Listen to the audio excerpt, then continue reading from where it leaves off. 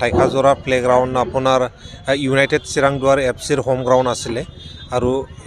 S এ home ground সকলো যিটো মেটচেছ league মেটচেছ ইয়াতে আজি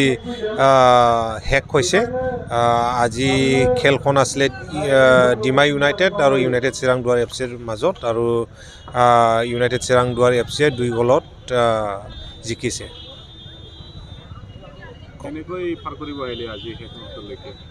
আজি আমি যিমান দেখিবলৈ পাইছোঁ যিটো লোকেলৰ ফুটবল ছাপৰ্টাৰ তেখেতসকলে বহুত ছাপৰ্ট কৰিছে আৰু তেখেতসকলৰ ছাপৰ্টৰ কাৰণে আজি এইখন যিটো দীঘলীয়া এটা শিডিউল আছিলে এইখন সম্পূৰ্ণ হৈছে আৰু ছাকচেছফুলি কমপ্লিট কৰিব পাৰিছোঁ নেক্সট খেলখন আমাৰ মেইনলি যিবোৰ টীম আছে তেখেতসকলে আপাৰ আছামত যাব মৰাণ টাউন ক্লাবৰ লগত আছে আপোনাৰ মৰাণত যোৰহাট টাউন ক্লাবৰ লগত আছে আপোনাৰ যোৰহাটত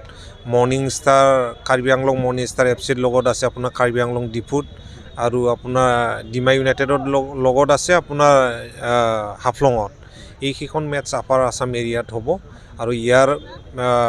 বৰ্তমান ইউনাইটেড চিৰাং দুৱাৰ এফচি লীগ টেবুলৰ টপতে আছে আৰু আমি আশা কৰিছোঁ তেখেতসকলে ভাল কৰিব আৰু চেম্পিয়নৰ যিটো কিতাপ এইটো আনিব বুলি আমি আশাবাদী